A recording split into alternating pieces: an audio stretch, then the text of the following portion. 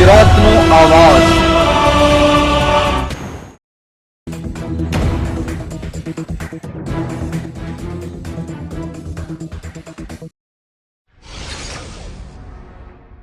તારીખ 15 અને 16 ફેબ્રુઆરીના રોજ સચિનની બાબા 11 ટીમ દ્વારા સચિનના ઐતિહાસિક કિલ્લામાં અજમલ શેખ, મોઇન શેખ તથા આસિફ શેખ અને અબ્દુલ શેખની આગેવાની હેઠળ નવયુવાનોમાં વોલીબોલના રમત પ્રત્યે રસ કેળવાય તે હેતુથી સચિન સ્પોર્ટ વોલીબોલ ટુર્નામેન્ટનું આયોજન કરવામાં આવ્યું હતું।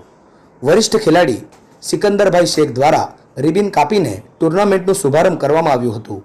કુલ 14 જેટલી ટીમે આ ટુર્નામેન્ટમાં ભાગ લીધો હતો, જેમાંથી બાબા 11 સચિન અને Lajpur youngsters team final match સુધી પહોંચી હતી। અંતે લાજપુર યંગસ્ટર્સ વિજેતા જાહેર કરવામાં આવી હતી। તેમજ સામાજિક આગેવાન તબરેજ ખાન અને વસીમ શેખે ટુર્નામેન્ટ માટે કરેલી તારેફ શેખની મહેનતને પણ બિરદાવી હતી।